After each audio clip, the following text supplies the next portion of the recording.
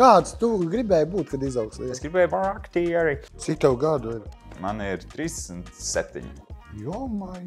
Tu neesi OnlyFans? Man nav nekas rādāms, es tev aizkadrā neko nevaru parādīt. Es arī neprasītu, nē, tā ir ļoti intīma padarīšana. Māksla tomēr ir tāda diezgan intīma. Bet kas vainas ir Eirovīzijai un cik reizes tu esi piedalījies Supernovā? Es neesmu gatavs par to vēl runāt. Un, protams, man to tik vien vajag.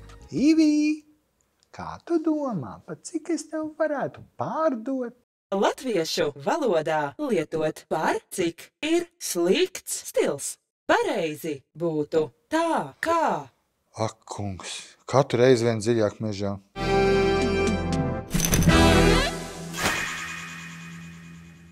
Sveiks, skatītāji! Jūs skatāties žetons par uzdrīkstēšanos ar Dāvidu. Pie manis nāk sabiedrībā pazīstami cilvēki, mēs runājam par bērnību, karjeru, nākotnes plāniem. Tā diezgan sirsnīgi un atklāti. Un jūs, protams, spiediet patīk, abonējiet, lai es varētu varbūt kaut ko papildināt savā smalkajā kabinetā.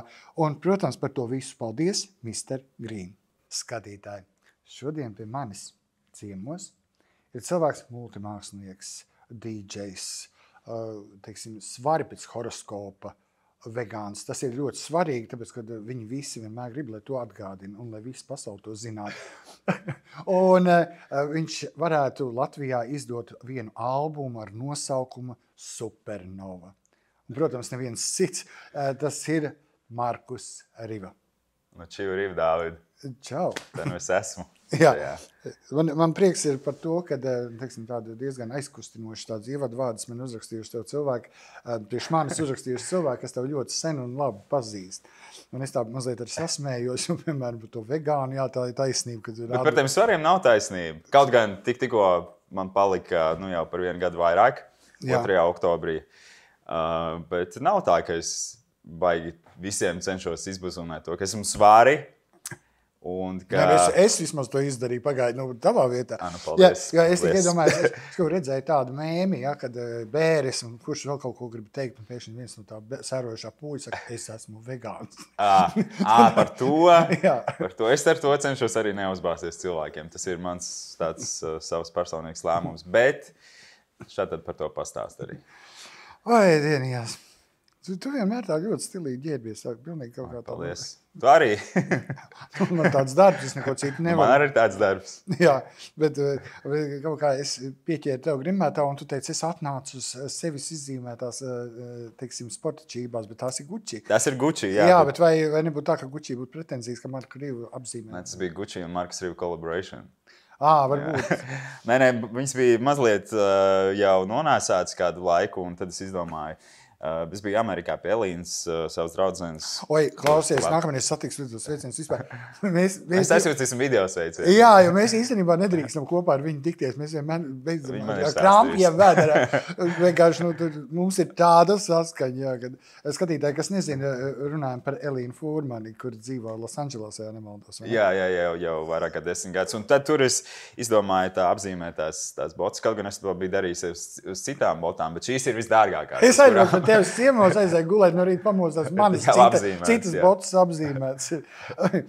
Tev ir bijis kādreiz stilists, kas tev ģērbi? Man ir bijis stilists uz kaut kādām lietām, projektiem, speciālām filmēšanas reizēm, kur tas ir nepieciešams, jo īpaši Ukrainā, kad es filmēju videoklipus, kur visa komanda bija saorganizēta, un es aizbraucu tikai iegāju savā furgonijā, apģērbu, nogrimēju un gāju filmēties. Bet visās pārējās lietās, jo lielākoties arī šeit Latvijā, man visas idejas nāk pašam, es ģērbjos pats, bet man ir stilisti, ar kuriem ik pa laikam es sadarbojos un ar kuriem konsultējos. Tajā skatā man ļoti tuvi draugi, kas vienmēr arī kaut ko varbūt piepalīdz, ja vajag. Skaidrs, bet ir kaut kāds apģērbu gabals, ko tu kategoriski nevilkt?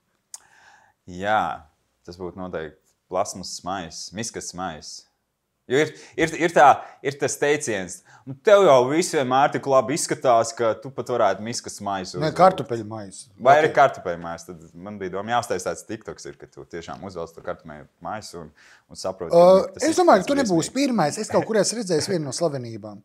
Ja? Jā, ka tieši to arī izdarīji. Tu pats esi no Sabilas. Tev vīns garšo?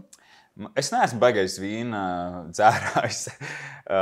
Es mēdzu lietot šo, tad izdaru kādu glāzi vīnu, bet es neesmu super liels fanātisks vīnzinis, kas pārzinās tur pēc smaržām un garšām. Un balts, sarkans, rozā. Derēs. Jā, man arī atšķir tikai pēc krāsas. Es tiešām neprotu nopirkt. Man sieva kādreiz prasa, un tad es eju pie pārdevēja. Es nekā nesaprotu. Pirmkārt, es arī neredzu, ko es tur pērku. Tas tā tad. Bet tu visu alkoholu lieto? Es lietoju alkoholu. Bija periods pirms kādiem 10 gadiem, kad es, man liekas, kāds 2-3 gadus vispār nelietoju. Un tas bija tas varbūt pats visaktīvākais mans DJ periods, jo es strādāju 4. 5. 6. citreiz pat svētdienu naktī. Un tad vienā brīdī tu saproti, ja tu katru vakaru tiešām tur izdzers tos 3-4 Bet atkarības kā nav, tā nav? Man nav atkarības. Mans lielākā atkarība laikam ir cukurs, bet alkohola, narkotiku, smēķēšanas atkarība man nav. Un tajā laikā, jā, es nogriezu alkoholu pavisam nost, jo man likās, ka tur varētu sajiet diezgan greizi viss, jo plus paralēli man patīk nodarboties ar fitnesu un veselīgu dzīvesveidu, tas kaut kā nelīmējās baigi kopā. Tagad es mēdzu iedzert, un man gribās šeit, un es to daru, bet vienmēr man ir tas stop līdz kādiem pāris kokčikiem, un tad jau... Nav tā, ka... Man bailes, ka es nevaru kontrolēt sevi laikam. Tas ir tev laikam tā vaina ar alkoholu, ka es sadzeros, es tāda dumja palieku. Es dumši nepalieku, vienkārši. Man nepatīk tā sajūta, ka tev jau ir... ka tev ir tā bezfilma. Tādas ir reizes gadījušās dzīvē, protams, un ka tev nākamajā dienā ir slikti, un tu mokies. Jaunība sēž, dzer kafiju, atnāk tāds džeks koilis, atsēž pretī, pazīstams, saka, vakar izgāju no mājas, gribēju 3 lietas. Gribēju piedzerties, izkauties un nopisties. Es piedzēros, izkāvos, bet pats bija pisams. Tur tā lieta arī, tas nekad nenotiek, ka tu esi pārāk daudz sadzēries. Tas ir trešais. Labi. Tu teici veselīgs dzīvesveids. Kāpēc vegāns?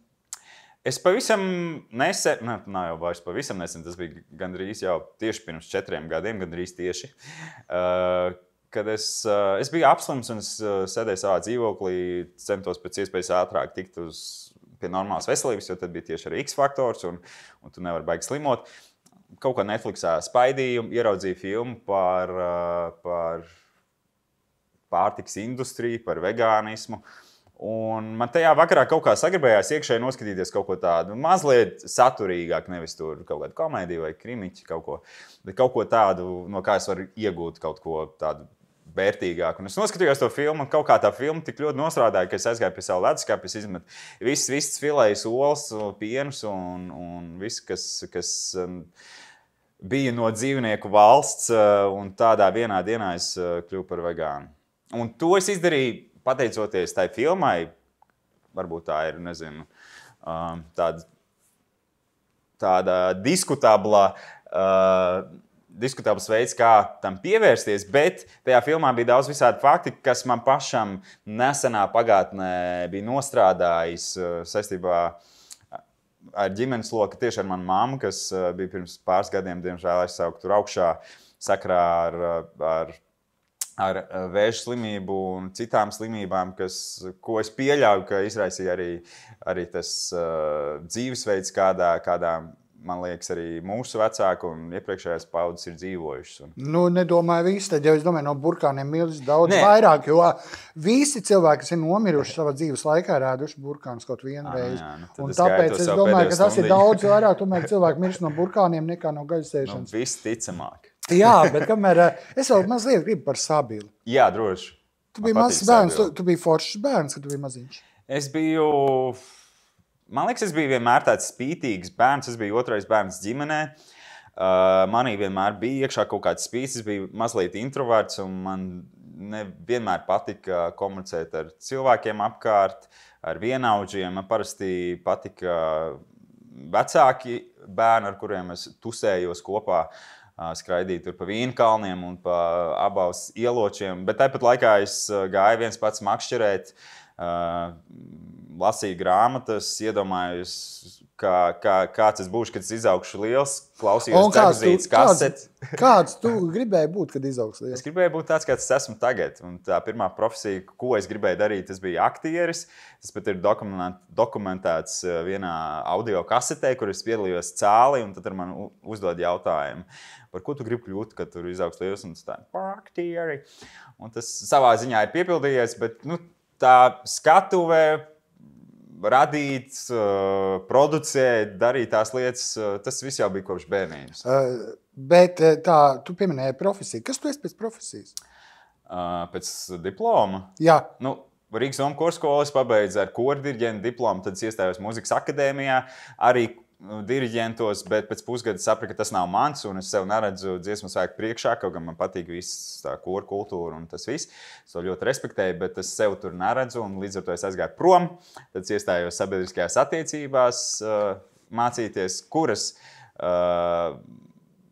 vislabāk ir izmācīties, man liekas, protams, augstskolā, nepārprotiet, man ir labi mācīties, labi pabeigt, bet es to arī nepabeidzu, līdz ar to man ir 2 nepabeigtas augstākās izglītības, bet tā es sev sauc par mūziķu. Cik tev gadu ir? Man ir 37. Jo. 37 gadu, tu izskaties, ka tev būtu 27. Paldies! Nē, es tā sāku rēķināt, tu tur skaisti, un es zinu, ka tu jau esi 100 gadus te Latvijā. Kaut kur dziedi.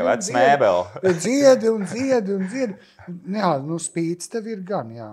Tas laikam ir, es arī šodien patiesībā runājot ar tevi, tu atskāri, ka jau bērnībā tas spīts vienmēr bija, ja arī vecāki kaut vai kaut ko lika darīt tā, tad es tomēr biju arī tāds mazliet neklausīgs bērns. Tādā ziņā, ka es darīšu vienalga pa savām. Kas tevā galvā bija iedomājies, tā es arī izdarīšu. Un, piemēram, man nekad nav bijuši plakāti pie sienas. Nekāda bērnībā. Man nekad nav bijuši, kā tas ir cilvēki, kuriem grib līdzināties. Piemēram, tev nav, bijuši kādreiz plakāti, piemēram, ar kaut kādiem slaveniem Latvijas dziedātājiem, piemēram, Andra Kiviču vai vēl kādiem cilvēkiem.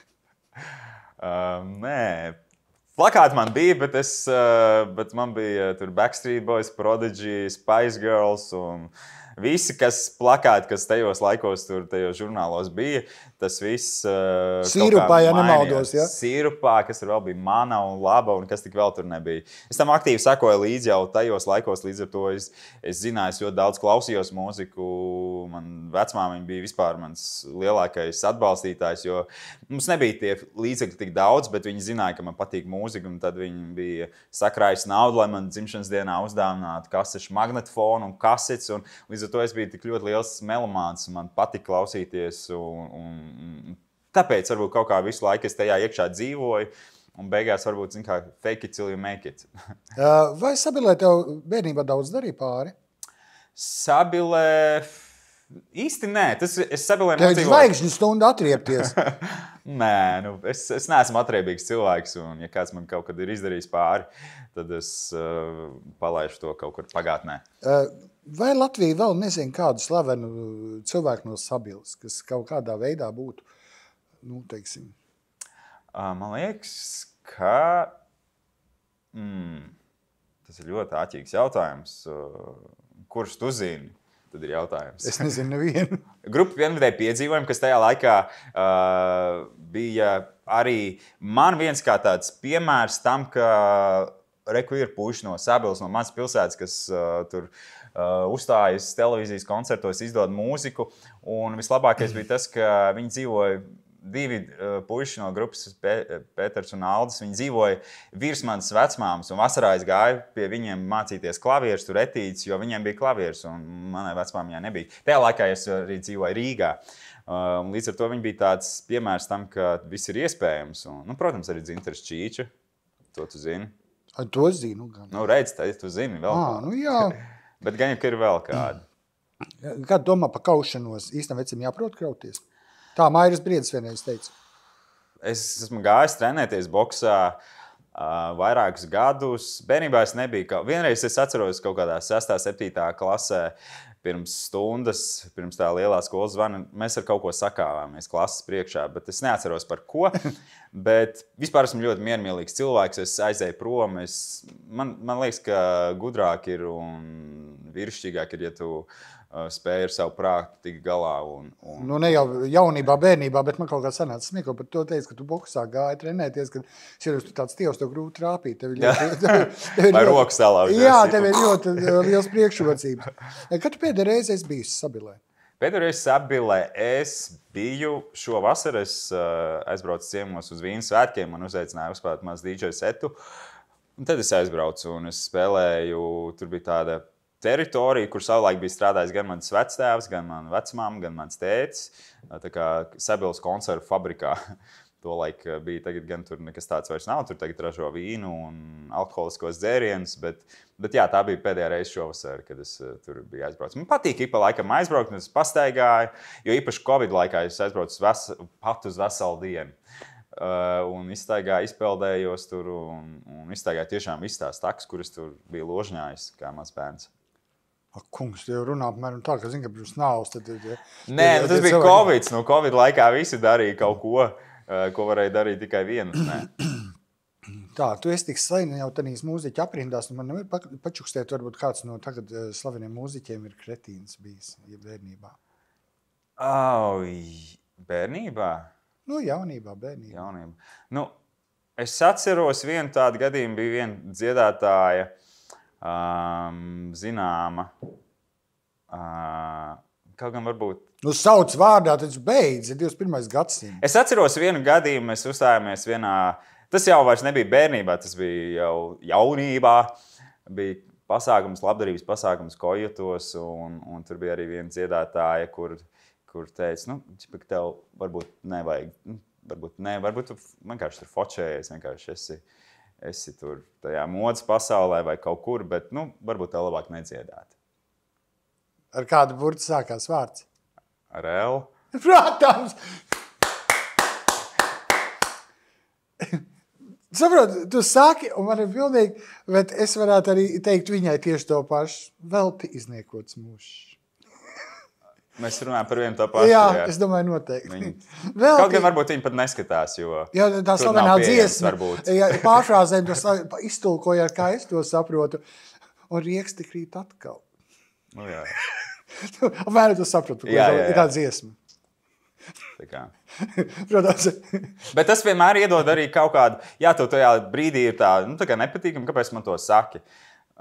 Jā, es saprotu, ir jābūt patiesiem un nav jāliekuļo, bet tāpat laikā... Tas nav patiesi īstenībā, tas ir...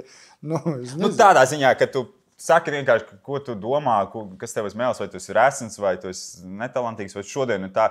Tas arī man bieži mulsīgi cilvēki mēdz teikt, ka šito es te kaut kā nepiestāvu, vai... Nu, it kā ir jāsaka, bet tāpat laikā, nu, tas... Godīgi... Man ir vispār labas attiecības ar, teiksim, modas pasauli, Latvijas dizaineriem, visiem pārējiem. Un man ir tiešām labas attiecības. Jā. Un es tiešām iemācījos noklusēt, ja kaut kas no viņa darbiem nepatīk. Jā. Bet, ja ir labi, es tiešām parūpējos pieeja klātu pasaku. Un daudz kādreiz domāju, kas man vainas. Tāpēc, ka Latvijā laikam nav pieņemts pieeja klātu pateikt, paslavēt. Konstruktīvu kritiku, varbūt kādreiz. Jā, es to atbalstu, konstruktīvu. Cik grūti izrunāt, konstruktīvu kritiku. Es uzklausu, man patīk tādu dzirdēt, un es to analizēju, un tas tev vienkārši padara labāk. Jā, un redzi, tu minēji, ka vārds konstruktīvi ir ļoti sarežģīts vārds, un es saprotu, cik man smags darbs ir. Lietot svešvārdus visu pārējo. Par dziesmām runājot. Kā tik tālu tika, ka sāk rakstīt dziesmas, kad tas bija, un kas bija pirmā dziesma? Dziesmas sāk rakstīt jau pusauģu gados, tīņu gados, jo tad sākās viss tas pubertātes periods, kad es izplatos, un tas sakodiens bija izveidojies tāds, un ka tie bērni arī vienaudži ir daudz, varbūt tādi agresīvāki. Nu, es izjūtu to bullyingu savā virzienā diezgan daudz. Kādā veidā bullings? Ko lūdzu? Saka, man tu teici, ka tev bērnība bija rožā un skaista. Tas bija līdz 10 gadiem. Tagad parādās vārds, kāds un nenosaucas, parādās vārds bullings. Spilgtākie piemēri. Nu, kad tev visvairāk, ko es atceros, ka tu aizēji no rīta uz skolu, tu ieeji klasē un tad tev saka, ahoj, Bebra kungs. Jo tolaik bija viens zobu pastas reklāma.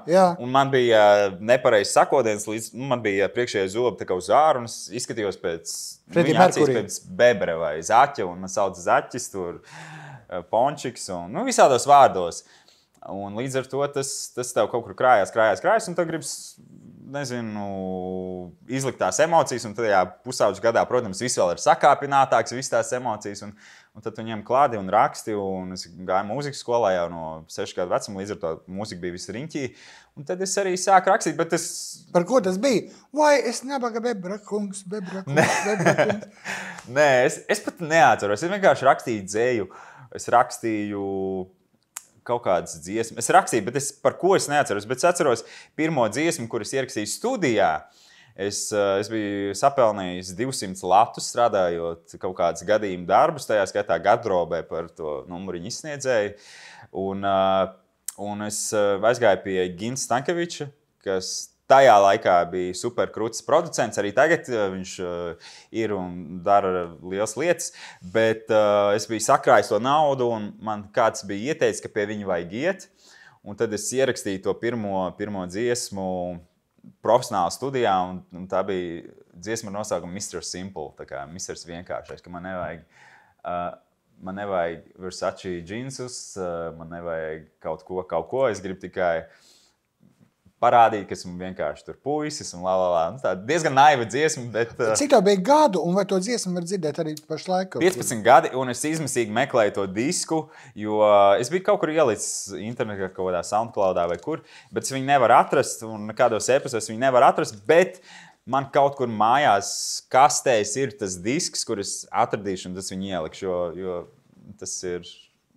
Tā naivi paskatīties uz to, kāds tu biji tiešām tajos 15 gados. Tas bija 15 gadu vecums. Tu teici rakstīt dzeju, vai joprojām šie tavi dzejas darbi kaut kur ir pieejami, vai tev pašam glabājās? Joprojām ir pieejami, bet tev jāielauž manā dzīvoklī. Un... Nē, nekādā gadījumā, bet pārlasot...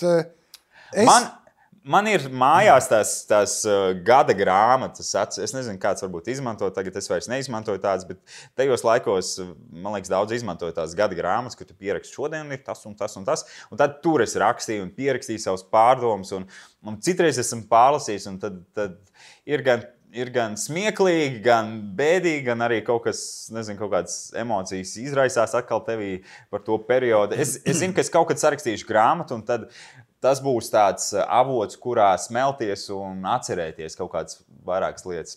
Nu, labi, skatītāji nepatīk, ka es kādreiz stāstu arī par sevi, bet... Man patīk, es arī skatos. Un noteikti šaušalīgs gadījums manā dzīvē labā nozīmē, jo es biju precējies savā laikā ar pirmo sievu, un man bija mīļākā. Un man bija ļoti kauns, un tas notika uzreiz pēc kāzām un visu. Un tā nu sanāca, ka man bija jāiet armijā. Aha. Un visas 2 gadus viņai katru vakaru rakstīja vēstules, tādas kā dienas grāmatas. Un te, pēc 10-20 gadiem, ka es jau esmu Dāvids Viss, es pēkšņi uzzinu, ka visas vēstules ir saglabātas. Un tu saproti, man palika tā diezgan šķērna ap dušu. Jā, un viņi nesen man uzrakstīja, ka viņi, diemžēl, nodedzinājusi. Es arī gribu rakstīt grāmatu, es tā gribētu izlasīt, kāds es biju tad. Es neko tur nevarēju padarīt, tā bija tik drausmīgi mīlestība, viņi no kaut kurienes uzrādās, un tur kaut kas tas bija tik šausmīgi. Tādā ziņā, ka vainas sajūta, ka tu esi tikko apprecējies pēc 3 mēnešiem, tev ir mīļākā, un kaut kā tā sanāca. Sorry, par sevi vairāk nevārda. Vai tev ir kāds nedarbs bērnībā, ko tu ļoti nožēlo, un varbūt tu vari padalīties? Ir viena lieta, tas pat nav nedarbs, ir viens notikums, kas kaut kādā mērā ir atstājis iespaidu uz to, kāds es esmu tagad. Bet labāk, es neesmu gatavs par to vēl runāt, tāpēc labāk par to nerunāt šobrīd. Un, protams, man to tik vien vajag. Markus par to šodien nerunās, bet Mr. Green ir sagatavojis, protams, pārbaudījumu viņam, un tev ir, Markus, jāizvelk viena no tām 6 kārtīm, un tur būs kāds uzdevums. Tā es gribētu, lai man būtu superspēja redzēt cauri kārtīm, bet tomēr es izvēlēšos šo. Numur 4 dziesmu karusēls. Tā, atmin savas dziesmas no vienas rindas. Ok, es centīšos. Nevēlos es palikt viens. Nevēlos palikt viens. Tā angliski jāprasa ir. Vai tu latviski vispār dziedi? Es dziedu, beidz. Man ir daudz dziesmas latviski, man ir krieviski, man ir ukrainiski, angliski. Kādas dziesmas tas varētu būt? Nevēlos es palikt viens. Tas ir dziesma apstājies. Ļoti, tāpēc es neatceros, tāpēc, ka tā ir ļoti sena, man liekas, kaut 9. gada vai pat 8. Un izgaist viss, kas šķita nesvarīgs. Tā kā kapu, zin kā tieši kā pēc nogulties vēl šitā te. Jā, un izgaist viss, kas šķita nevajadzīgs. Paskuju taku. Nē, tas nav, tas ir man impretet. Izgaist viss. Te nevajadzīgs. Ārprāts, man tagad ir kauns pa visu ģīmi. Izgaist viss, kas... Tu tā kā aktieris iekal kaut kādas vārdus, un tad pēc tam aiziet, zini, jau... Izgaist viss, kas... Tas neraisēts melodija galvā. Tāpēc, ka es tev lasu citā dikcijā, un līdz ar to tev grūti atpazīt, tāpēc es arī mānos. Un izgaist viss, kas šķita nevajadzīgs. Un izgaist. Ārprāts. Tā, velc jau nāk. Nē, pagaid. Un izgaist viss, kas šķita. Un izgaist. Pagaid, ārprāts. Pašam taču jāatcerās. Es noteikti tādas dziesmas nedzēju koncertos. Gaļiņu nēd, oliņas nēd, biespieņu nēd. Galīgi dumšs palicis. Dumšs. Un izgaist viss, kas šķita. Un izgaist viss. Izgaist viss, kas šķita. Ārprāts. Ai, šis ir... Alzheimers tas ir. Un izgaist viss, un izgaist... Ārprāts, es jau pārsniedzu. Vēl vienu kārtu noliec malā. Jo mēs vēl turpināsim, bet tev būs vēl viens pārbaudījums. Pasaka tad man vismaz pareizo atbildes, tāds mūcīšos par nakti. Kā būtu, tā būs. Kā būs, tā būs, jā. Kā būs, tā būs. Mēram, kā teikt šitā. Pareizi. Hamlets teica, kā būs, tā būs. Nu, jā. Tās ir no Hamleta bez maz vai. Tālāk. Es iespaidoju, jā. Arī, bet godīgi, te iznāk tāds skaists rekrologs. Es būtu mācītājs, es viņam par visiem vārdiem, ko man te viena mīļa meitene salikusi, veidojuši šo scenāriju. Varētu būt labs nekrologs. Nākamais. Uz zemes nav vairs tik labi. Ko sirds mani jūt? Bet tā dziesma ir pozitīva. Uz zemes vairs nav tik labi. Uz zemes vairs kā mūsu pēdējā vasarā. Tu man tici, varbūt viss vēl mainīsies. Tu man teici, ka Teici, ir vārdi klusumā. Jā, tā ir viena no manām mīļākajām dziesmām. Tas ir tik mīļi. Šis ir viens no manām mīļākajām dziesmām. Šī ir man mīļākā acis. Nē, tas ir tādā nozīmē, ka, protams, tu raksti dziesmas, lai viņas ir daudz, bet ir kaut kādi, pārsvarā tās dziesmas ir balsoties uz kaut ko, kas tev ir piedzīvots. Un līdz ar to tas periods kaut kā ir iesēdies tev galvā, sirdī, un līdz ar to tāpēc ir kaut kāda perioda dziesmas. Labi, tad pēdējā vārda, jo pēc tā tavas teiktā, tā ir ļoti liela intriga man. Kas varētu tur bijis tāds noticis, lai tu uzrakstītu dziesmu? Tumsā mūs neapturēs. Kas tas bija par notikumu? Tanī tumsā. Tas ir vēl pēdējo reizi. Es ka man čuks tausī viens pēc... Tumsā mūs neapturēs. Es varēju tās reizes zosāt. Tas ir par... Nestāst labāk, varbūt kauns. Nē, tas ir par intīma rakstura darbībām vasaras naktī. Sapnes vasaras naktī. Labi, labi, parāda to kārtu numuru 2. Jā, protams. Mr. Green. Gunārs Račs. Jā, viņš uzrāvās uz vēl vienu, teiksim, pārbaudījumu, un Gunārs Račs. Tev ātri jāizgudro atskaņas, ilgi nemocīšu, tas ir īsi, atskaņas vārdam šmiga. Miga. Vēl apmēram paturpina. Vairāks šmiga, miga, dzija, bija... Viņa. Labi. Un otrs ir par tavu kolēģi. Vienkārši busulis. Skurbulis. Trusulis. Tā kā trusīts, bet tādā citā formā. Citā formā. Tuptūzis. Mazliet. Busulis, tuptūzis. Ļoti labas atskaņas. Haika pilnīgi sanāk. Busulis, tuptūzi. Mutulis. Disene. Misene. Disene. To es neteikšu. Ir tāds rupšs vārds arī. Stiķene. Labi, radiators. Mediātors. Vibrators.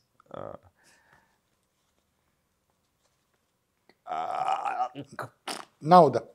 Nauda, bauda, skauda, jauda, Rauda. rauda. Pietiek. Pietiek.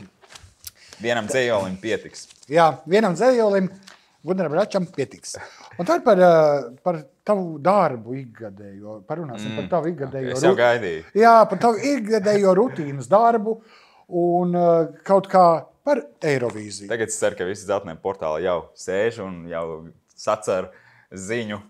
Es neteikšu, ar kuru cilvēku es runāju vienreiz. Un, man kaut kā apkārtī cilvēki, kas par tevi ir, vienkārši tevi ļoti sen pazīst, labi pazīst, zina kaut kādas lietas, jo latviešiem tu pieminēji 2 reizes Ukrainu, un es apmēram zinu, kas tev ir Ukrainā, un cik tas ir nopietni, un viss tā tālāk un tā tālāk.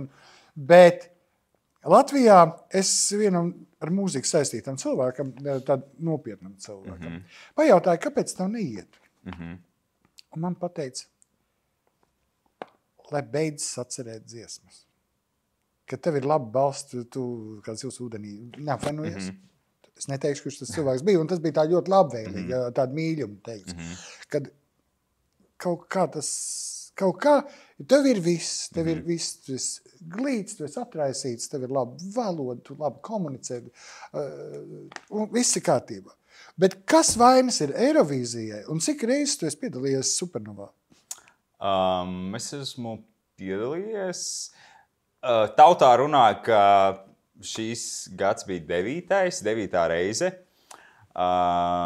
bet es nezinu par tām dziesmām. Nu, Nē. Tagad lēnījām. Tā bija mana replika, un lūdzu neapvainoties arī skatītāji.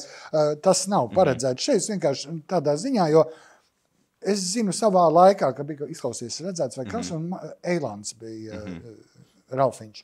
Un es pat nezināju, kas viņš tāds ir. Es sapratu, ka viņš dziedāja, viņš bija kā Joplin un kas tik, viņš tur nebija viss. Ārprāts, cik talantīgs dziedātājs, kad viņš tik labi iznes to visu. Es nevienu tādu nepazinu, un es biju vienkārši. Un izrādās, es domāju, kāpēc mums nav tādu dziesmu, kur mūsējā var nodziedāt. Un kaut kā nav. Kā es dzirdu latviešu estrādes, es slēdzu ārā, es nevaru. Man metas pumpas. Es nevaru. Man pumpas metas. Tādēļ, ka latviešu mūziku un vispār šeit ir nedaudz specifiska tomēr vide, tas, kas strādā, teiksim, tajā pašā Ukrainā, tas nestrādā šeit, un kas strādā varbūt Lielbritānijā, kur ļoti daudz mākslinieki, kas tiecas uz tādu Eiropas līmeni vai Amerikas mūzikas līmeni, ir daudz, kas uztais kaut ko, bet to īsti neatbalsta šeit vietējā mentalitāte. Un līdz ar to ir tas balans kaut kā jāatrod starp to, ko mēs gribam, un ar tām īpašībām un stūrakmeņiem, kas mums šeit ir Latvijā. Jums ir Kapu svētki. Ir kaut kādas tās mūsu specifiskās lietas šeit Latvijā, un arī liela mūzika, kas šeit ir populāra. Viņa brīžiem man personīgi šķiet ļoti neatbilstoši popmūzikas varbūt standartiem, jo viņas ir mazliet kaut kā tik ļoti samudrītas, negribu teikt konkrēti, kuri mākslinieki, bet tāpat laikā, ka tu rādi kaut ko, kas tiešām ir varbūt vairāk, teiksim, popmūzikas, kas ir vienkāršāks, vieglāk atcerēties, protams, repetitīvs, jo tā arī ir popmūzika un lielā daļā pasaules hītu tas meldiņš vai frāze kaut kāda, viņa atkārtojas tur miljonus reizes, un tāpēc arī viņa kļūst par hītu, bet Šeik, as. Kaut vai, jā. Tas ir ievērojami. Vieni tie paši vārdi visās dziesmās, kad jākrata dibens un... Jā, vai tik daudz ir atkarīgs no produkšana, vai ir tik daudz visādi priekšnoteikumi, bet kā uzrakstīt to hītu, to jau neviens nezina. Ja viss zinātu, tad mēs te vienkārši hītos, visi peldētos. Bet vai tu neesi apsvērs iespējas, varbūt es neko par tevi nezinu, radošo darbu un kādu par to procesu, bet personīgi es guvu panākumus modes pasaulē, ārzemēs tikai vienu iemeslu pēc. Es pats nešuju Es pats neorganizēju kaut kādas lietas, pēc tam ir producenti, pēc tam ir šuvēji, ir labi konstruktori, un viņi realizē manas idejas, un līdz ar to es varu gūt, jo no sevis es nevaru paprasīt atbildību. No citiem es varu. Kāpēc? Es esmu ļoti bieži sadarbojies ar citiem komponistiem, ar dziesmu autoriem, gan šeit Latvijā, gan no Amerikas, gan Ukrainā. Lielākā daļa ukraiņu un krievalodīgās dziesmas, kuras es biju līdz šim ierakstījis, tās viss ir tapušas Ukrainā ar ukraiņu komponistiem, producentiem. Un šeit Latvijā nav tā, ka es visu viens kontrolēju un ka tikai galvenais, lai tā ir mana dziesma, ka esmu to uzrakstījis. Tā absolūti nav. Kā ir šogad? Tu piedalījies vai ne Supernovā? Es nezinu, vai es piedalos kaut kur gan jau, nevis gan jau, bet vasarā es biju manījis, ka bija jau uzrakstīts, ka Markus jau tur berzē rokas, jau raksta dziesmu, jau tur uzrakstīts. Bet to es vienā intervijā biju teicis, ka es domāju par to, bet vai es piedalīšos, es nezinu. Šobrīd es nezinu, jo man nav nekas vēl pabeigts, uzrakstīts. Tu neesi iesniedzis? Es neesmu neko iesniedzis, man nav nekas rādāms, es tev aizkadrā neko nevaru parādīt, paklausies, ko tu Es arī neprasītu, nē, tā ir ļoti intīma padarīšana. Māksla tomēr ir ļoti intīma padarīšana. Un arī Eirovīzija ir ļoti intīma un subjektīva, un tu nekad nezini, kas tur būs un ko cilvēki paņems, kā tu pats nostartēsi, kā izveidosies viss šovs un kāds būs, nezinu, politiskais, ekonomiskais. Ir tik daudz faktoru, tāpēc ir tik daudz visādi arī mums te Latvijā eksperti, kas sēž un es atvainojos gudri dirši. Es godīgi, tas bija mans nākamais jautājums par to, ko tu domā par tiem ekspertiem, kas tur sēž un gudri dirši? Es par viņiem cenšos nedomāt, lai viņi sēž un gudri dirši, bet galvenais ir tā kā darīt. Galvenais ir darīt, protams, vienmēr mēģināt izdarīt to labāko, ko tu vari izdarīt, bet tu jau arī pats neesi nekāds gaišreģis. Un vienmēr, kad man ir sagatavota dziesma, un kad es domāju, kā tas izskatīsies, kā tas izklausīsies, kas būs tur kā konceptuāli, viss, kā es domāju, tad jau es nekad neieviešu sevī tās šaubas. Varbūt tā kā nevajag piedalīties vai ko. Zini, ja tu kaut ko dari, tad tu esi 100% pārliecināts, kaut vai arī, ja tas ir baigais sūds, ja tu tam tici, es ticu, ka arī es ticu, ja tev ir iekšā tā 100% pārliecība, tad tu ej un dari, nevis kaut ko tur varbūt, jā, kā ir daudziem citiem māksliniekiem šeit Latvijā, ar kuriem es runāju, arī tajā pašā X-faktorā, kur nāk jauni, tur varbūt netik jauni vairs, kur nāk un viņi visu laiku šaubās. Bet man liekas, ja tu ej tajā, kā arī mūzikas sfērā, tev ir jāšaubas visiem 100%. Es redzēju vienu, kā tas izklausījās, ja nemaldos, krieviski vai latviski bija. Par X-faktoru mēs vēl parunāsim, bet tur bija viena tāda būta nepārspējama. Ekskluzīva. Jā, ekskluzīva. Meitene malacis. Tātad tu domā, ka vajag aiziet tā un pateikt, ka man asaro acis, man asiņo ausis. Viņa nebija tik slikta, viņai bija savs skanējums, viņai bija savas dziesmas, viņa bija ekskluzīva, jā, bet tā ir dalībniece, par kuru mēs runājam vēl joprojām. Ir dalībnieki, kas tika varbūt finālā, un par viņiem mēs vispār neko vairs neatceramies, bet tā meitene no 4. sezonas, kas bija pirms 2 gadiem, par viņu joprojām runā, par viņu ir mēmi. Man nav televizora, un es pat zinu, kas ir tādi ir. Jo es domāju, jā, tur spogulis nav mājā, tur nav nekas mājā, jo tu esi vienīgā meita, un tu esi princese. Jā, tas apmēram tā izskatījās. Jā, bet toties viņai bija kaut kas tāds savs un ekskluzīvs. Tagad saki man lūdzu tā, par to par šo pabeigsim ar Supernovu. Kā to var izturēt psiholoģiski, ka sēž kaut kas un tevi kritizē, piemēram? Kas dzīvē varbūt nav sasnieguši pat pusi no tā, kas īstenībā ir, jo skatītāji tiešām nezin, jo viņš ir ļoti pieprasīts, labi, Krieviju tagad anulējam, bet tur ir pielikts punkts. Jā, tur ir pielikts punkts, par to es domāšu, vai es tev uzprasīšu par politiku vai neprasīšu, es to vēl domāšu, bet Ukrainā viņš tiešām ir ļoti pieprasīts mākslinieks, atpazīts mākslinieks, un viss notiek. Nedomājiet, ka viņam ir tikai Latvija un nekas vairāk. Nu, tas tā apzats no manis, jo es zinu kaut ko mazliet vairāk. Paldies, jā. Jā, nē, tas nav paldies. Man kādreiz saka tā, ka es par sevi kādreiz stāstu, ko tu lielies? Es saku, nē, es tikai uzskaitu faktus. Es saku, man ir īsts mirklis sev prezentēt, ja es to nepateikšu, tu latvieši to sauc par lielīšanos, ne tie fakti. Jā, tagad es paskatīšos to, ka čakarē tev dzīvi mēs izrunājām, tā.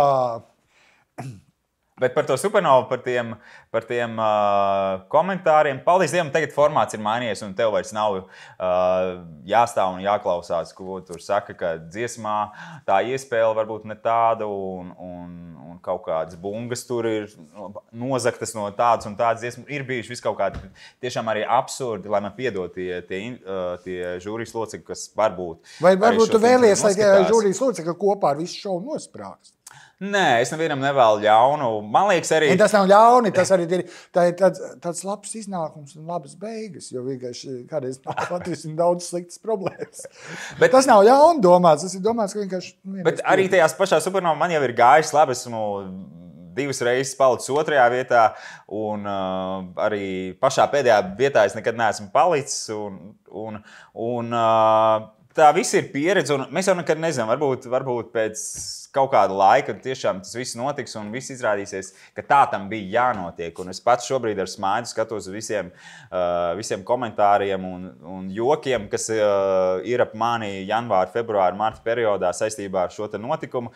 Līdz ar to man jau pašam arī ir tāda pašironiska attieksme uz to, kaut gan tas nopietnais mērķis, kāpēc es tur gribu aizbraukt un kāpēc man tas ir svarīgi, tas joprojām ir saglabājies. Kāpēc tev ir svarīgi? Tādēļ, ka tas ir lielākais muzikālais notikums Eiropā pavisam noteikti, un tā ir lieliska platforma mūziķiem, kas kaut ko dara, kas ir ar savu veselību. Uz kaut kādu laiku, protams, tas ir arī biznesa faktors. Gan tu nenormāli daudz naudas tev ir jāiegulda tajā visā, gan arī tas, ka pēc tam tu vari pacelt savu honorāru arī augstāk. Un tu nekad nezini, kas no tā vēl izriet. Un ir tik daudz tagad arī pēdējo gadu laikā tie muzikālie piemēri, kas ir uzvarējuši vai nav pat uzvarējuši, un kuri izpleš to savu lokālo muzikālo darbību ārpus robežām, un Måneskin, paskaties, viņi superstāri pa visu pasauli, vai tāpat Lorīna un citi mākslinieki, kas turpina dara. Noslēdzot šo tēmu, es tikai pajautāšu, būs šogad dziesma vai nebūs? Es domāju, ka būs, es pie tā strādāju, teikšu godīgi, bet vai es pieteikšos un iesniegšu, jo tas ir arī tāds neparedzams X faktors, vai tu uzrakstīsi to dziesmu, kurai tu 100% tici pats. Tātad tomēr ir salds aprēķins kaut kur apakšā. Salds aprēķins kā dziesmai? Jā, tieši Eirovīzijai. Nē, ir bijuši gadījumi, kad es uzrakstu dziesmu, un man tā dziesma ir uzrakstīta, un tad es izdomāju, ka šita dziesma ir varbūt jāpiesaka Eirovīzijai. Bet šobrīd man vispār ir tāds diezgan radošs laiks. Es rakstu daudz, arī vasaras laikā ir daudz kas sarakstīts. Līdz ar to, kas no tā tur sanāks, es nezinu. Es centīšos un lūksim visus Eirovīzijas dievus, lai viss sanāk. Eirovīzija ir savs dievs. Redz, viņš zina, jo viņš jau 9. gadu ir tur iekšā. Oi. Bet tagad par tevi pašu. Tā skatoties, slaids. Jauns, es gribēju teikt, ārprāts. Es nevajadzēju teikt to īsto vecumu. Šis bija tas gadījums. Tā jāvāk kāds, jā. Slaids, tur veselīgs dzīvesveids, kaut kā boksā pat kaut ko ir gājis, tā var arī pa purniņu iedot varbūt. Un viss tāds īsts sievas mātes sapnis, protams. Un skatos, tu tā kusties, tā kā čūs, ka tur un visu pusk. Tas ir tā pa zemi vārdos. Nē, viss ir sādi, tāds lokans. Es neesmu patiesībā tik lokans, es gribētu būt lokans. Jā, bet jaunībā iet dejās vairāk. Ko tu domā par tiem saviem skatus kolēģiem, kuri apvēlušies miesās un tādi sārtvaidži palikuši? Tā ir katra paša izvēle. Tāpēc es arī runāju... Varbūt uzvārdus. Kura izvēle tā ir?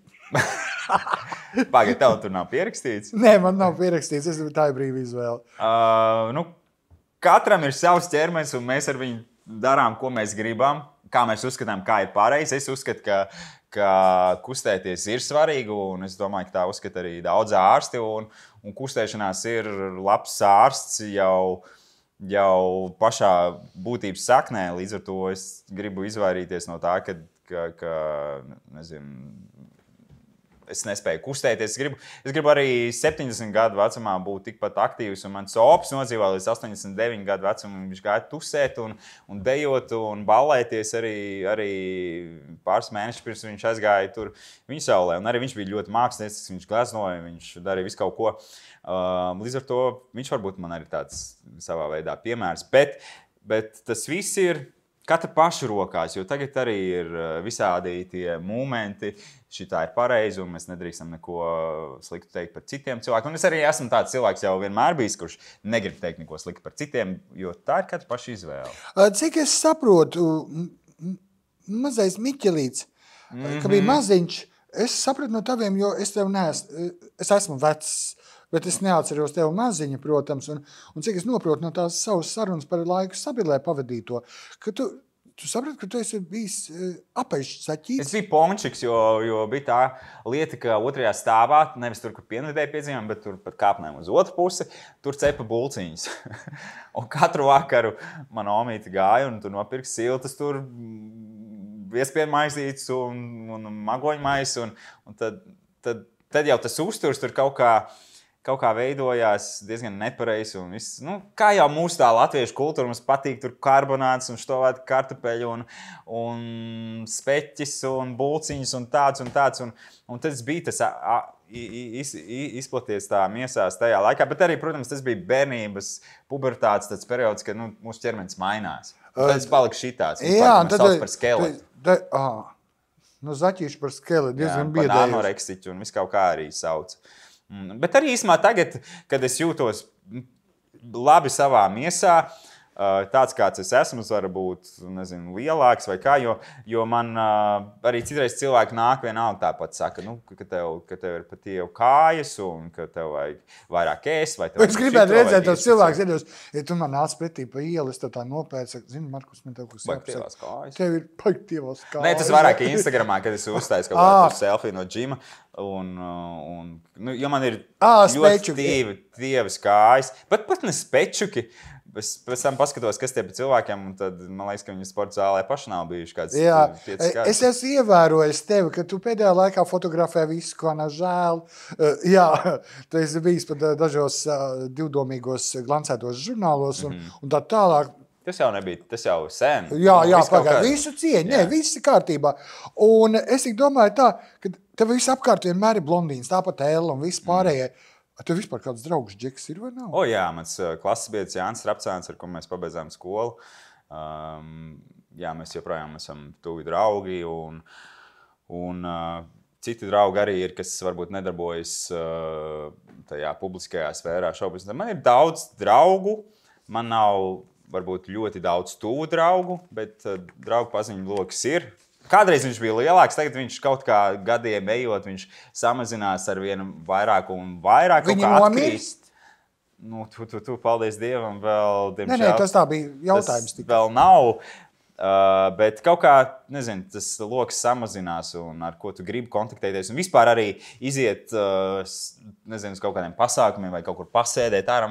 Man gribas aizbraukt uz mežu, vienkārši izņemt austiņas un staigāt, atslēgt telefons 2 stundām. Tas vecums vēl nav pienācis. Es labāk iztērēšu 5 eiro un nopirkšu tās sēnes tādā veikalā. Nevis tur. Es neesmu sēņotājs, jā. Labi, visu ap mūziku, bērnību, bulciņām, viss ir izrunāts, bet arī es domāju tā, vai tev ir dzīve pēc nāves? Nē. Vai tev ir dzīve ārpus mūzikas? Varbūt tu batikos sēdziņas vai tamborē? Ko es daru ārpus? Nē, ir kaut kādas tādas boring lietas, kuras, man liekas, visi dara, un tur lasa, labi, visi nelasa grāmatas, lasa kaut kādu grāmatas, kaut ko tur skatos Netflixā. Tādas parastās lietas, kuras, man liekas, jebkurš cilvēks. Bet hobija tev nav, tu nekrāji krūši tur aiztaisāmos vai kaut kādas tādas lietas? Ja tu tā saki, tad tas ir. Nē, es šo pavasaru Amerikā sāku gleznot. Es nepretendēju, ka tagad būs pēc gada Markus Rīva personāla izstāde kaut kādā Vecrīgas galerijā. Nē. Man vienkārši patīk tas process, un arī pateicoties savam opim, kurš gleznoja, Viņš labi glaznoja, un es citādā stilā glaznoju, ja? Tagad es glaznoju tās savas glazas. Bet tas arī man kaut kā ļoti patika, un es domāju, ka tas varbūt ir kaut kāds hobijs. Bet ļoti bieži ir tas vienkārši, ka man tajā galvā visu laiku, ko tālāk, kā to, zin kā par to darbu, daudz tiek domāts. Nu, tu pats saproti, un es domāju, jā, 10 amati, 9. bats vai kaut kā tam bija, vai 11. bats. Tur. Nu, kā tu pārtiec? Es domāju, daudziem skatītājiem vienkārši ir jautājumi. Es pārtieku no zāles. Un es pārtieku no ūdens. Un par naudu runājot. Par to. Ļoti labi. Īsta vegāna atbilde bija. Man naudu nevajag tik zāli dodot. Tev ķēks iekals, kad, piemēram, pļauj Mauriņu. Jā, kā tiek vienkārši man vajag vielu paņemt, lai es noslaucītu visu tās iekals. Skaidrs. Tad jūs īsts vegāns. Un ar naudiņām kā var savilkt gals kopā? Nu, ir pasākumi, es daru daudz lietas, kas arī citreiz ir tā, ka, ko tu tur visu kaut ko tur dari, bet tas viss ir show business, tas ir dziesmu rakstīšana, producēšana, muzicēšana, šeit viss kaut kur citur, ir dziesmu monetizācija, mūzikas monetizācija, autortiesības, ir pasākumi, es vadu pasākumus, latviski, angliski, es dīdžejoju, es tomēr arī man nepatīk tas vārds influenceris, bet arī savus sociālos tīklus es izmantoju, lai es pelnītu ar to arī naudu. Līdz ar to tās sfēras ir daudz, bet tas viss ir zem tā show biznesa. Nu, tu neesi OnlyFans? Man ir OnlyFans, protams, par to ir daudz un dikti runāts, un arī tas ienes kaut kādas ienākums. Cik tālu tu esi gatavs? Nu, darot ļoti intīmas lietas, kuras domāju, ka ir cilvēki, kas to gribētu redzēt. Tādas lietas es nepiekopu. Jā, viss. Jā. Žēl, jo nākamais jautājums beidzot ir par X-faktoru. Jo kā tu domā, kāpēc tevi izvēlējies par vadītāju? Tāpēc tā jautājumi ir tā secīgi, cik tālu tu esi skatījies. Varbūt tāpēc tev arī izvēlējās. X-faktorā bija tas faktors, ka producentiem vajadzēja cilvēki, kas nav vadījis līdz šim nevienu šovu. Līdz ar to, lai neasociētos ar kaut kādu citu, līdz ar to uzreiz jau atkrita tie vadītāji, kas bija pieredzes pagātni, kas vadīja tur dejo, dziedu ar zvaigzni un visādus citus šovus, kas Latvijā līdz šim bija. Un tas bija tas viens no faktoriem, kādēļ varbūt daudz, kur es līdz tam biju atraidīts, jo esmu gājis arī uz kaut kādiem castingiem, lai būtu kāda TV projekta vadītājs, bet vienmēr beigās kaut kas tur nesanāk. Un šis bija tas acīm redzamais pierādījums, ka labi, ka tev tur viss kaut kur durvis nebija atvērušās un tev sanāca X-faktoru. Nu, tā nav sliktākā franšīze, kas ir... Tā nav sliktākā franšīze un, protams, tas ir... Man bijis arī tāds neapzināts sapnis, jo līdz tam es sekoju līdzi arī pasaulē šim televīzijas šovam, Lielbritānijā lielākoties. Un tad, kad es uzzināju, ka tas būs Latvijā un ka man piedāvāja vadīt, es vispār tur no laimes apčurājos. Bet man nevajadzēja arī iziet kastingu un iekantēt citiem vadītājiem. Un es tiešām ļoti priecājos. Un es priecājos, ka es nenobijos, jo tajā brīdī arī es tā kā domāju, bet tas ir tik apjomīgs projekts. Es esmu daudz darbojies televīzijas lietās, tur arī visu šoubiznesu, ko esmu darījis līdz tam. Tas ir vienmēr arī kaut vai esot intervijā. Nu, tā ir prakse, kurai tu esi gājis cauri, bet vadīt, uzņemties tādu to savilcēju kopumu tiešajā ēterā. Es biju vadījis vienreiz tiešraidi Latvijas stila un modes balvu tiešajā ēterā, kas man ļoti patika. Bet tā, ka saprast, tev ir jāvada tāds pasaules mēroga projekts šeit Latvijā tiešraidē un vispārējais. Tad labi, ka es nenobijos un es nepateicu pats nē. Un es gāju, es riskēju un es priecājos, ka esmu pats arī profesionāli audzis. Un tas man ir atvēris vēl ļoti daudz citas durvis. Tu bērnībā lasīji daudz grāmatas, ja? Man mamma bija latviešu valodas skolotāja, un man bija vienkārši jālasa. Bet arī man patika. Es arī lasīju ļoti daudz grāmatas, un es te vienkārši ievēroju tev runājot. Tu runā ļoti ātri, raiti un pareizā latviešu valodā ar lielisku valodu. Paldies, Nē, tā ir grāmatu lasīšana, jo, diemžēl, cilvēkiem ir skopa valoda, ja viņi nelas grāmatas un skatās tikai kino. Jā, es pavisam nesen... Es tagad vienkārši klausos tev tā runāju, un es arī stādos priekšā, kā tas ir. Tiešais vadīt, es esmu nostrādājis rādē tieši pagājušajā ēdē. Es sev skatījies. Jā, un vēl kaut tas ir sarežģīti. Es to nezināju. Man pēc tam tikai paskaidroja. Un kāpēc tas ir? Citi cilvēki var vadīt, un citi nevar. Arī tev, tāpat kā Supernovā, X faktorā ir žūrija. Ir bijuši, ka tev kaut kas besī no tiem žūrijas locekļiem tā, ka var izturēt. Pat ne varbūt tas cilvēks, bet kaut kas, ko šis cilvēks ir pateicis. Tu gribēji, lai es kaut ko izvelku, ja?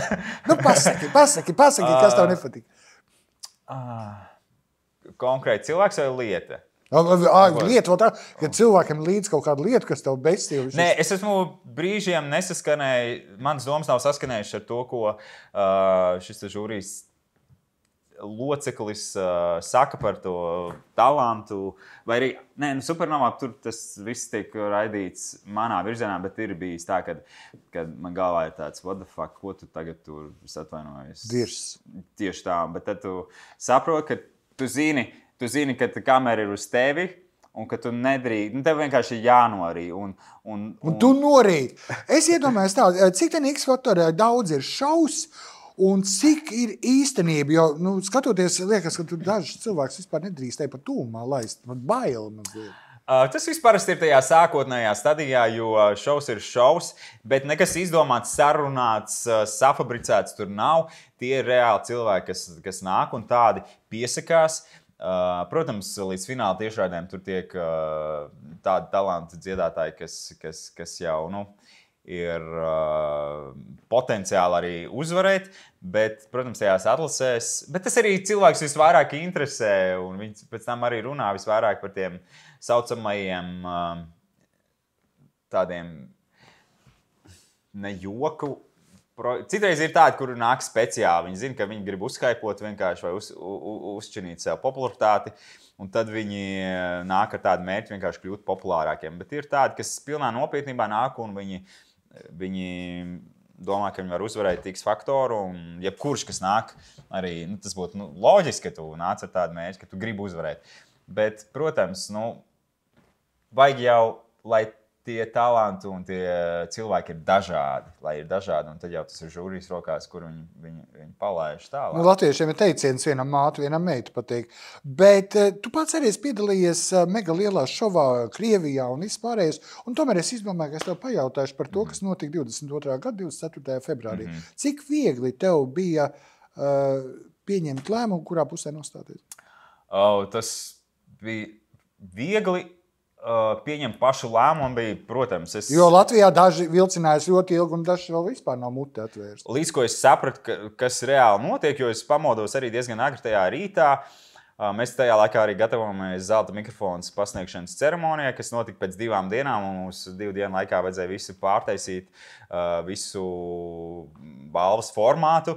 Vēl bija neskaidrs, vai vispār tā balva notiks, bet tajā rītā, kamēr mans prāts vispār saprata, kas reāli notiek pāris stundu laikā, tad es sapratu, ka tas nav normāli, un mūsdienu pasaulē tā nedrīkst notikt. Labi, tu esi jauns, es esmu gados jau, un es vēl joprojām esmu šokā. Es pat neesmu šokā, es esmu, labi, ne tagad ēterā šeit teikt, bet zinu, ka es saviem bērniem pirmajā dienā naktī bez mazliet zvanīju, un ko es pateicu viņiem, un es nevaru tā būt, un tā, attiecībā par dažu tautu raksturojumu. Ja? Un tagad viņš saka, ārprāt, cik bija precīzi. Man nav ilūzija. Bet tu pats esi bijis par šo laiku Ukrainā. Pastāst. Jā, es pavisam nesen īsumā arī augustā. Jā, pastāst, kā ir jau, man ir politi informācija jau pusotru gadu, katru vakaru, 2-3 stundas. Es vēl politi informāciju. Es arī angliski saprotu, es arī skatos angliski daudz ko un skatos visās saprotamās valodās un vācu kaut kādu, teiksim, kritisko domāšanu ieslēdz. Ja? Pastāst, lūdzu, kā tur ir uz vietas? Uz vietas, patiesību sakot, es biju tik ļoti... Pat ne pārsteigts. Es zināju, ka tur viss tomēr arī dzīve turpinās. Es biju tikai, diemžēl, Kijevā uz 3-4 dienām, bet tur viss notika. Kafejnīcas vaļā, cilvēki dara savas lietas. Es biju arī mazā promotūrē saistībā ar savu ukraiņu mūziku, kuras bija arī nesen izdevusi. Tur viss notika, bet, protams, ir... grūti iedomāties to, kā tas ir, tad, kad tur reāli visu bombardē. Līdz ar to es arī nespēju tā raksturot. Bija vasara, bija silts, un man bija nenormāls prieks satikt savus kolēģus, draugus, paziņas, kas tur dzīvo, gan būt tur, un vispār tas emocionālais tāds savienojums, aizbraukt, jo mēs braucām arī 29 stundas pie mašīnas stūres uz mājām ar pārnieku vienā mašīnā, bet vienalga tas bija tāds nogurnošs, un kad tu tajā nākamās dienas 9 no rīta iebrauc Kijevā, un tu redzi tās barikādes, un spīd saule. Protams, tu paskaties it kā uz to kā uz dekorācijām, bet mans prāts joprojām, es nespēju to iedomāties, kā tas ir viņiem reāli to piedzīvot, un tajos brīžos, kad tur reāli viņus bombardē katru dienu, bet kad reāli tas notiek tajā brīdī, tajā situācijā. Es nezinu, to es varēšu pateikt, kā tas ir tikai tad, ja Dievs nedod, lai tā, es, protams, negribu, lai tā notiek, bet ja kādreiz tas notiks, kad es to būšu, stulbs vārds arī izbaudījis, bet kad es būšu to sajūts uz piedzīvojis, latviski ir piedzīvojis. Jā, piedzīvojis. Jo izbaudīt ir, piedzīvojis. Tu pateici, mēs jau beigsim sarunu, bet es vēl parunāsim, tu teici, braucāt 29 vai 26 stundas pie stūrs uz Kijevu. Tev ir vadītāja apliecība? Jā, protams, mēs savulaik ar Martu Kukarani mēs gājām autoskolā. Ja viņa Marta Fabricijus. Jā, es atvainojos, ja Vanīla, kā bija kādreiz arī fabrikā. Jā, mēs gājām kopā ar otro reizi, gan noliku, jo man kaut kā, es iesāku kaut ko, un tad es nepabeidzu. Tas arī tāpēc, ka tavs divas nepabeigtās augstākās izglītības. Jā, bet, paldies Dievam, uz mucis neesmu kritis un kaut ko dzīvē esmu izdarījis, kaut kas ir sasniegts. Un vēl ir liela mērķa priekšā arī, kurus jāsadara, bet tās tiesības arī ar otro reizi es noliku. Un kāds tu esi braucējs? Es esmu agresīvs braucējs, tad, kad vajag būt agresīvam, bet es esmu, man liekas, labs braucējs, kad tas līdzbraucējs nesūdzējās. Un parasti arī, kad es aizbraucu ceļojumos, man patīk izīrēt mašīnu, tad braukt un skatīties. Man iedzen paranoja, man ir panika vienkārši. Nopietni? Tev ir tiesības? Protams, man ir ļoti sen, bet man ir smagās mašīnas tiesības arī. Jā. Un man tāpēc medicīnās komisija katrs 5 gadus. Bet man ir bijuši gadījumi, ka es netieku augšā kalnā, un man vienmēr bija sporta mašīnas un džipi. Un ka es ar otro ātrumu netieku augšā kalnā, un es man stāvu korķi ar īrēt džipu, un tad man pārņēma. Un serpantīns, un serpantīns, un vēl viss. Paldies. Es tomēr gribu par savu naudu baudīt, nevis... Nē. Tas ir mana pieredze. Labi, skatītāji, piedod, ka es par sevi. Un tad loģiski pāriesim tādas lietas, kas skatītāji. Mr. Green ir sagatavojis padomus jums, džentelmeņiem, kā uzvesties uz ceļa un piedalīties satiksmē. Padomu piedāvā Mr. Green. Braukšanas etiķete un labas manieres stiprina drošību un veido patīkamu atmosfēru uz ceļa. Tāpēc pašsaprotama ir ceļu satiksmes noteikumu ievērošana. Cieni velobraucējus, gājējus un citus mazāk aizsargātus satiksmes dalībniekus. Atceries, kam domāts mazais kloķītis pie stūres. To sauc par pagrieziena rādītāju. Ievēro distanci, lai tā ir pietiekami droša un nav arī pārāk liela. Esi pacietīgs sastrēgumos un neveido haosu satiksmē braucot agresīvi. Pievērs uzmanību savām parkošanās manierēm, neradi trokšņus, kas traucētu citus apkārtējos un nemet atkritumus ārā pa logu. Un, protams, pirms braukšanas pārliecinies, ka tu un tavi pasažieri lieto drošības jostas. Un tagad, atgriežoties atpakaļ, ir tā, ka Mr. Green ir sagatavojis arī tāds ātros jautājums tev, kas visiem viesiem ir vienādi, un viņi nemainās. Un ātri atbild, un viss. Risks vai drošība? Risks. Labi. Neglīt uzvar vai skaists zaudējums? Skaists zaudējums. Un tu brīnies, ka tev supernovā neiet. Jocīgais. Labi, tad neglīt uzvar. Redz. Tā ir cita lieta, un šogad tev noteikti paveiksies. Tā, uzlikt limits vai pārspēt limits? Pārspēt limits. Nedarīt vai nožēlot izdarīt to? Neviens nav otrs, nav labs variants. Jādara, ja grib vienmēr. Nožēlot izdarīto. Jā. Jā, tad nožēlot izdarīto, protams. Atbildība vai morāli? Atbildība. Ok. Grāmata, kas jāizlasa? Grāmata, kas jāizlasa. Šie ir ātrie jautājumi, bet ātri izdomāt atbildi uz šo. Telefona grāmata. Nē, vai tāds ir vēl? Es nezinu. Viena grāmata, ko es izlasīju, man liekas, pirms 2 gadiem, kuras gribu izlasīt vēlreiz, rakstot savu grāmatu, tur nākotnē ir par iekšējo bērnu. Jo daudz kas slēpjas mūsu raksturā no tā, kas ir bijis bērnībā. Nu, te ir rakstījis sievietes stāvoklī. Un tad ejam tālāk. Instagram konts, kuram ir jāpiesako. Markus Rīva, protams. Lieliski. Dziesma, kas jānoklausās. Kamēr vien mēs esam. Labi. Manējā, protams. Lieliski. Filma, kas jānoskatās. Filma, kas jānoskatās. Bridesmaids. Jā, Blīgavas māsas. Tā man mīļākā komēdija, kuras noskaties kāds 10 reizes, man vienmēr ir jautri. Es zinu, ka šī nav kaut kāda dziļā mākslinieckā doma filma, bet arī par izklaides šūnām ir jāpadomā. Lieliski. Dāvanu, ko vienmēr priecājies saņemt? Es, protams, priecājos par naudu. Kurš nepriecātos saņemt dāvanā naudu? Nebūsim tagad visi baigie...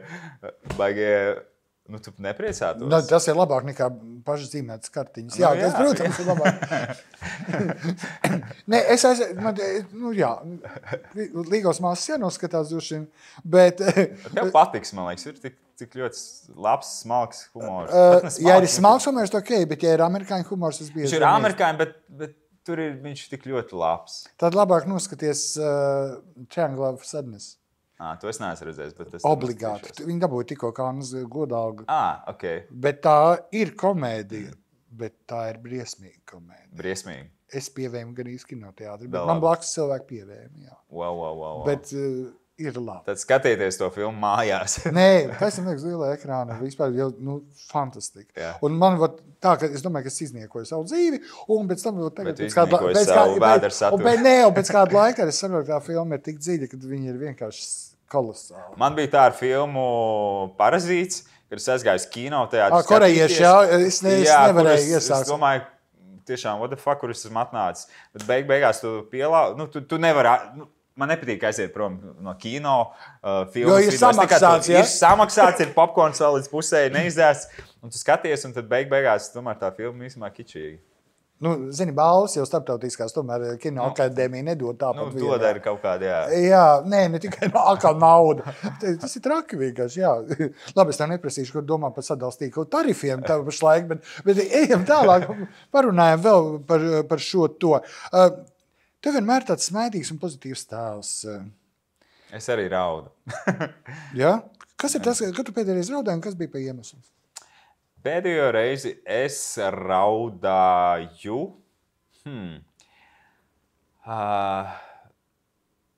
Raudāju, kad es aizbraucu uz Kijevu. Bet tas bija tāds nevis no... Tas nebija tādas sāpju asaras, bet tas bija tāds nesaprotu. Es biju noguris, es nebiju gulējis normāli, cik tur tās visas stundas, kamēr es braucu, un tas liels nogurums. Un tad beigās tu aizbrauc, tev ir tāds saviņojums, un viss tas ziņu backgrounds, viss tā fona informācija, kura tev ir bijusi saistībā ar to, kas notiek pasaulē. Līdz ar to tas viss kaut kā sakāpināja. Es pilnīgi saprotu, es pēdējais raudāju 26. augustā, man bija dzimšana diena, un man ļoti, ļoti tuvu cilvēki, ģimenes cilvēki uzdāvināja tādu dāvanu, ko es nekad nebūtu gaidījis. Stāv man bija asaras, neteikšu. Tad izvelc kartiņu. Nē, nekā nebija, vispār, mani nevis ar tevi. Bet ir arī kaut kas tev var sadusmot. Tu vienmēr tāds smaidīgs un tāds viss. Kas, piemēram, tev var sadusmot? Mani sadusmo cilvēku, varbūt stulbums. Nav tāds konkrēts kaut kas... Kaut kāds stulbums. Kas tieši stulbums, piemēram? Zini, kā es... Aprobežotība kaut kādā jomā vai...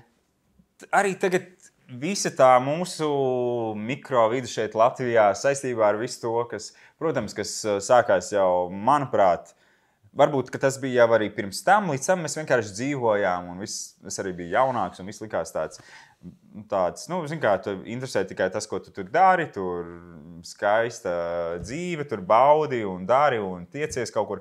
Bet tagad, sākoties ar Covidam, arī viss tā sabiedrība, man liekas, tomēr izmainījās uz vēl tādu sensitīvāku to visu domāšanu, viedokļu paušanu. Un es kaut kā pēdējā laikā vairāk esmu sācis lasīt Twitteri, un tad tur tu lasi par visiem politiķiem un cilvēkiem, un tad vienā brīdī tev vienkārši tas viss tik ļoti sadusmo. Un sadusmo arī tas, ka es to daru un sēžu un lasu, jo tajā brīdī es, nezinu, būtu darījis kaut kādas savas lietas, un es gribu iemācīties atslēgt to visu un tiešām būt vairāk disciplinēts, lai dzīvot mazliet tādā savā burbulī, zināt, kas notiek apkārt. Mums ir jāzina, kas notiek apkārt, bet kaut kā nepielaist to tik ļoti sev klāt. Dīvaini. Tas tev nepāries, jo es, piemēram, esmu ļoti senu laiku tomēr sabiedrībā pazīstams, un es joprojām lasu komentārus par sevi. Pirmo 10 gadus man vienkārši bija kauns. Es sēdēju un sārku mājās pie datora. Par sevi vai par viņiem? Nē, par to, ka vienkārši kā tā var uzrakstīt. Kaut kāds.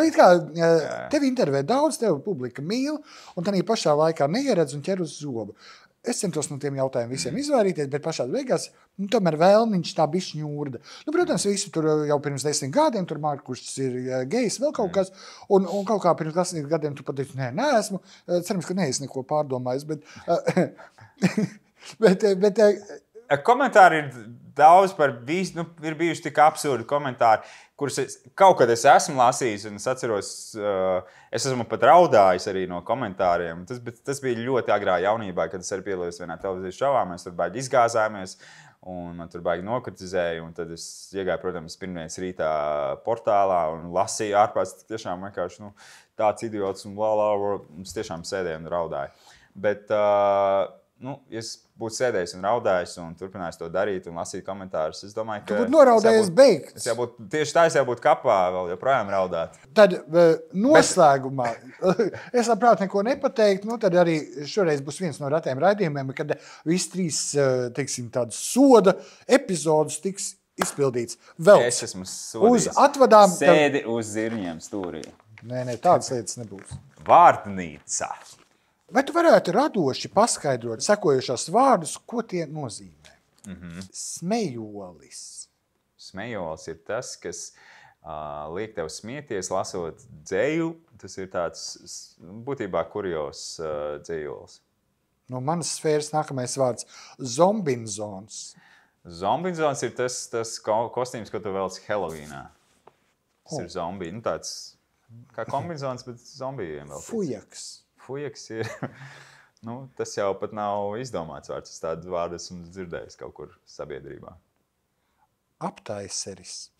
Aptaiseris? Tas ir tas darbrīks, kur tu vari iegādāties depo, un tu vari tāds maģiskais rīks, kur tu vari aptaisīt visu apkārt. Tev vajag aptaisīt to stūri, tu viņu aptaisi. Atkārtoji, it kā tev pie sevis atkārto, un es sadzirdu šo vārdu tagad, un es atceros uzreiz, kas ir priekš manas aptaiseris. Es ļoti bieži mums aicinu uz visādiem furšatiem, un ir tā, ka es lielāko daļu vairs neēdu, jo man ir gadījies aptaiseris tieši šiem te smalkajiem putotajiem gurķiem un kaut kādām mazām uzkodām, kas vienkārši aptaiseris, kas varētu priekš manas būt. Tā. Žūkarģīmis. Žūkaļi? Žūkarģīmis. Žūkar. Kas ir? Es pat nezinu, kas ir vārds žūkars. Tas ir tāds, kas ir galīgi piemeties, kurš izērs 2 pudeles ar stipro, un tas ir nākamajā rītā. Tas ir viņš pamostas, baigais žūkarģīmis. Varētu būt, jo man jaunībā bija draugs Maskavā. Mēs viņu saucam par Ritu. Jo viņam viss bija no pumas mugurā. Un viņš bija žūkarģīmis. Bet viņam viss bija no pumas. Tad puisis vārdā Rita. Tā, bet es atcerējos vēl vienu lietu, ko man žagat uz asas atnesa. Es varēšu to redzēt kaut kādā seriālā. Jā, es esmu šogad sācis arī vairāk kaut ko filmēties. Tas, protams, nav nekāds galvenās lomas šobrīd, bet Bet tāda... Neredzamo cilvēku, piemēram, filmā vai kaut ko. Jā, tā īstenībā būtu man sapņu loma. Bet jā, es esmu filmējies gan tagad Džilindžera filmā, TV projektā Ekstāze, gan šobrīd arī notiek vēl filmēšana projektām Produkts, kas būs seriāls arī, krimināla komēdijas seriāls, un vēl ir padomā pāris vēl lielāki TV projekti, un es ceru, ka arī ar gadiem tas viss arī vēl vairāk un vairāk sakrāsies manā CV. Skatītāji, paskatieties, raidījuma sākumā viņš teica tā, ka es gribu būt aktieris. Un mēs beidzam raidījumu, un cilvēks pasaka, es filmējos jau tur, man ir vēl projekti. Viss dzīvē notiek, ja tu gribi. Bet īstenībā tā ir man tik daudz reiz dzīvē ir bijis tā, ka es kaut ko iedomājos aiz kaut kādam, nezinu, mata galiņu, kaut kur te tā bišķiņi iedomājos. Un tev tas beigās notiek, un man tā ir tik daudz reiz dzīvē bijis, tāpēc cilvēkiem vajag sapņot. Jā, es piedodu, ka pārtraucu, es tieši gribēju piemetināt, jo es arī visu mūžu gribēju būt modes dizainers un vēl kaut kas, un nerunāsim par citām, pat daudz vēl kaut kādām lietām. Man ir piepildījies pilnīgi viss. Un arī bērnībā es gribēju nokļūt Dāvida šovā, un tas ir noticis. Tiešām gribēju nokļūt? Jā, es skatījos tā, kā būtu, ja es tur kādreiz. Dāvids man intervētu. Bet man ir pat vesela teorija attiecībā par tām vēlēšanām, jo cilvēks skatās meksikāņu seriālus, vēl kaut ko viņiem liekas no sieviešu žurnāliem, ka ir neizdevusies dzīve, kad nav karstasinīgs mīļākais, ka vīrs ir tāds un šitāds, ka naudas ir pārāk maz, un kā es gribētu tik lielu māju, kā tādā studijā, tur tādā seriālā. Un viņš apjūk, jo pēc nedēļas viņi domā atkal kaut ko citu, viņi grib atkal tādu mašīnu kā kaimiņam, un vēl kaut ko, un viņš nevar iedot to laiku, lai realizētu tavas īstās, jo tu gribi to, kas ir kaimiņam, tu negribi to, ko tu pats gribi. Tieši tā. Tāpēc vajag gribēt to, ko tu gribi, vajag iet uz to sapņot, domāt un būt ar tādu pozitīvu mindset. Man 100% pilnīgi viss ir piepildījies un vēl piepildās, man pat bail paliek. Nē, kādreiz tiešām tā. Paldies, ka atnāci. Nu gan, mēs beidzot ar Marku atvedamies. Aizvērstās motis, jā. Jā, atvedamies. Paldies visiem, kas skatījās. Protams, nospiediet vēlreiz, ja tu neesat izdarījuši arī zīmīti. Patīk un abonējiet, lai es kādreiz varētu atļauties kaut kādu glāzni arī otru nopirkt. Un Ivi, es tev ieteiktu apkopo visus komentārus apakšā. Zini, šī raidījuma.